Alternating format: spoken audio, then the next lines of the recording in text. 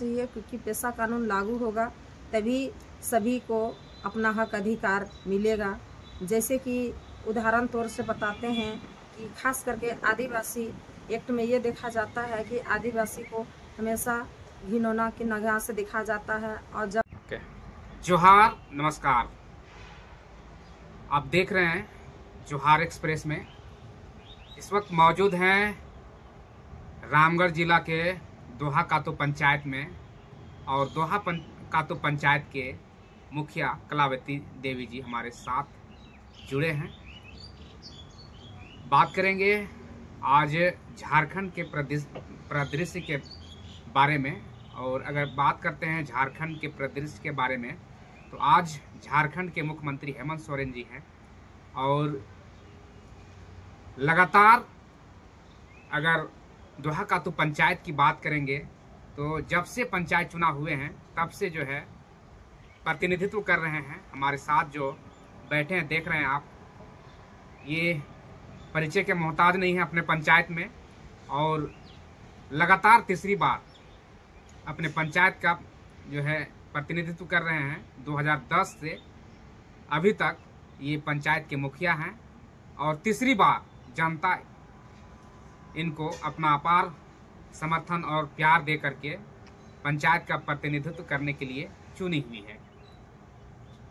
देख सकते हैं हम लोग कितना खूबसूरत जगह पर बैठे हुए हैं, और ये खूबसूरत जगह इन्हीं के आवास के पीछे गार्डन बना हुआ है, जो कि काफ़ी मनमोहक और कहें तो फूलों से सजा हुआ बागीचा कहें या फिर आंगन कहें, काफ़ी खूबसूरत तरीके से सजाया हुआ है। और इनके द्वारा जो है आज कहीं ना कहीं अपने आंगन को जो सजाने का काम किया गया है, काफ़ी खूबसूरत है। और इसी जगह पर हम लोग बैठे हुए हैं, और आज कहीं ना कहीं इनसे बातचीत करेंगे कि लगातार जिस तरह से पंचायत में तीसरी बार जनता प्यार और समर्थन दे करके पंचायत का प्रतिनिधित्व करने के लिए जो जिम्मेवारी दी है, क्या लगता है जिस तरह से आज जनता ने आपको लगातार तीसरी बार जो है अपना वोट दे करके जिस तरह से चुनी है, कैसा लगता है? सबसे पहले मेरा झारखंडी जोहार। मैं दोहा कातो पंचायत की मुखिया हूँ। मेरा नाम कलावती देवी हुआ, जिला रामगढ़, प्रखंड रामगढ़ की मैं मुखिया हूँ। और मैं पहला चुनाव जब हुआ 2010 में आई, फिर दूसरी बार 15 में आए, और तीसरी बार मैं 2022 में जो चुनाव हुआ उसमें आया। अभी मेरा कार्यकाल 2027 तक हम लोग मुखिया पद में कार्यरत हैं।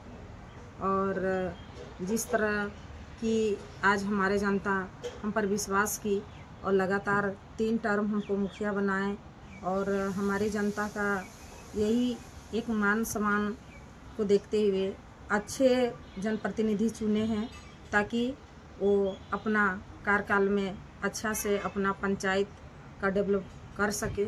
इसीलिए मुझे 3 बार से रखा, और हम पूरी तरह से, मेरी तरफ से भी कोशिश रहती है कि जनता की जो भी सरकारी योजना का लाभ देना है, मैं उसे पूरी तरह कोशिश करती हूँ कि एक एक जनता तक उनका सरकारी लाभ दिया जाए, या तो फिर अपना सहयोग जो देना हो, जिस तरह का हो, मरनी हिरनी शादी ब्याह दुख सुख में सशरीर उनके पास मैं खड़ी रहती हूँ। आज जिस तरह से आप लगातार जो है तीसरी बार पंचायत का मुखिया बनकर जिस तरह से लोगों का सेवा कर रहे हैं, और इसी सेवा का जो प्रतिफल कहें, परिणाम कहें, जो कि जनता आपको प्यार दे करके इस पंचायत के प्रतिनिधित्व करने का जो अपार जो है प्यार दिया है। और अभी वर्तमान में कहें तो झारखंड की अगर बात करें तो झारखंड के हाईकोर्ट के द्वारा जिस तरह से आज पेशा कानून लेकर के जो निर्देश जारी किया है कि पेशा कानून लागू होना चाहिए झारखंड में। आप एक मुखिया भी हैं पंचायत के, क्या लगता है पेशा कानून के लागू होने से कितना फायदा मिलेगा लोगों को? पेशा कानून तो अभी पेपर के माध्यम से आ रहा है कि पेशा कानून लागू होना चाहिए। वास्तव में लागू होना चाहिए, क्योंकि पेशा कानून लागू होगा तभी सभी को अपना हक अधिकार मिलेगा।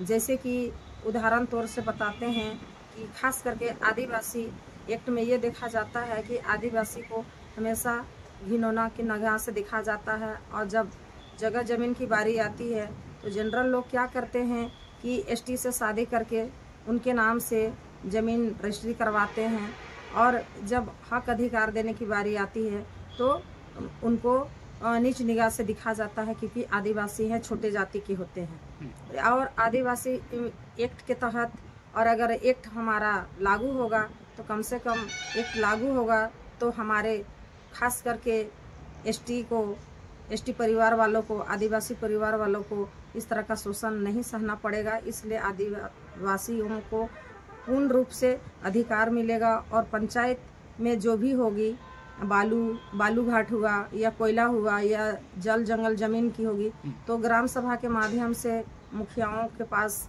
जो ये समस्या आएंगी तो मुखिया उसे निराकरण भी करेगी, और हक अधिकार देते हुए, अपना भी हक अधिकार देते हुए अपना काम को आगे सुचारू रूप से चलाएंगे। इसलिए एक्ट तो लागू होना ही चाहिए। दूसरी बात है कि आज सुप्रीम कोर्ट के द्वारा जिस तरह से ST/SC अत्याचार निवारण, जो कि ST/SC एक्ट रहने के बावजूद भी जब कोई घटनाएं घटती है या फिर किसी के साथ कोई मारपीट की घटना होती है या किसी के साथ शोषण होता है, तो ऐसे में ST/SC थाना लोग जाते हैं, केस दर्ज करने के लिए जाते थे पहले, और उस समय केस दर्ज करने के बाद जो है लोगों को जिस तरह से थाने के द्वारा गिरफ्तार जो है किया जाना चाहिए था, उन जो शोषण किए करते हैं, जो मारपीट की घटनाओं का अंजाम देते हैं, उन सभी चीज़ों को लेकर के आज कहीं ना कहीं फिर से जो है कानून को वापस लाया गया है। जैसे कि पहले घटना होती थी तो आवेदन लेके जाते थे तो पुलिस उस पर कार्रवाई नहीं करती थी। अब जो है सुप्रीम कोर्ट की जो है उस कानून को फिर दोबारा ला करके फिर से जो है इस तरह के घटनाओं को जब थाने में ले जाएंगे तो अब जो है थाने वाले पहले उसको गिरफ्तार करेंगे, उसके बाद जो है उस पर कहें तो जांच करेंगे। इन चीज़ों को लेकर के कैसे देखते हैं? फिर जिस तरह से ST/SC एक्ट को जो है मजबूती देने का काम किया है सुप्रीम कोर्ट के द्वारा, अभी तो फिलहाल जिस तरह से अधिकार मिलना चाहिए वो तो प्रशासन जब थाना पे जाना होता है तो जाने के बाद तो बोलता है सब कार्रवाई होगी, लेकिन कार्रवाई तो होती नहीं है। इसे सरकार को और कड़ी से कड़ी सुरक्षा देनी होगी, ताकि ये ऐसा ना हो कि पेपर में बोला हुआ पेपर में रह जाए और धरातल पर उसका कुछ कार्रवाई ना हो। क्योंकि जब थाना पे जाते हैं तो सीधे बोल दिया जाता है कि ठीक है देख लिया जाएगा, और वहीं पेपर रफा दफा करके वहीं समापन कर दिया जाता है। ऐसा नहीं होना चाहिए। जो धारा 8 के तहत लागू होता है नियम, उस नियम को पालन करना चाहिए, तभी हम वो एक्ट के तहत आएंगे, अन्यथा फिर पेपर का धरा हुआ चीज धरा ही रह जाएगा। आप लगातार तीसरी बार पंचायत का प्रतिनिधित्व कर रहे हैं, आपको जो जिम्मेवारी जो है पंचायत के लोग दिए हैं, क्या लगता है इस जो नए वर्ष हैं 2025 में क्या कुछ नई योजना जो है पंचायत के लोगों के बीच जो है आप बना रहे हैं? अभी तो फिलहाल हम लोग सरकार की जो गाइडलाइन है, गाइडलाइन से बाहर हम लोग नया योजना को कर भी नहीं सकते हैं, क्योंकि गाइडलाइन से बाहर करेंगे तो गैर कानूनी हो जाएगी। इसलिए जो भी गाइडलाइन हम लोग के बीच में आई है उसी गाइडलाइन के अनुसार ही अभी जनता का काम हो रही है, क्योंकि गाइडलाइन से बाहर करेंगे तो कानूनी कार्रवाई हम लोग पर की जाएगी। इसलिए हम लोग कानून के तहत जो सिस्टम बना हुआ है उसी के तहत अभी काम कर रहे हैं। कितने पंचायत, आपके पंचायत में कितने वार्ड हैं? मेरे वार्ड पंचायत में 15 वार्ड हैं, जिसमें मेरी 8 महिलाएं हैं और 7 पुरुष हैं। तो ये सुन रहे थे कलावती देवी जी, जो कि दोहा कातू पंचायत के मुखिया हैं। लगातार तीसरी बार जो है जनता ने इनको अपार प्यार और समर्थन देकर के पंचायत का प्रतिनिधित्व करने के लिए जिम्मेवारी दी है। और इनके गार्डन में हम लोग बैठे हुए हैं, देख सकते हैं कितना खूबसूरत जो है गार्डन है। और अपने पंचायत का प्रतिनिधित्व करते हुए भी अपने कहें तो गार्डन कहें या फिर अपने आंगन में जिस तरह से इन्होंने जो सजाया है काफ़ी खूबसूरत भी है। आपको इस कैमरे के माध्यम से, वीडियो के माध्यम से दिखाने की कोशिश कर रहे हैं कि कैसे जो है तरह तरह के कहें तो पौधे लगे हैं, फूल लगे हैं, सब्जियां लगे हैं। और अपने गार्डन से ही कहें तो पूरे यानी बागीचे में एक से एक जो है खाने के लिए जो सब्जियां उगाई जाती है, उन सभी सब्जियों के बाद जो है बात करें तो वो सारी चीज़ें वहाँ दिख रही हैं और काफ़ी खूबसूरत भी है। और भी ऐसे ही खबरों को आप देखने के लिए बने रहिए अशोक मुंडा के साथ।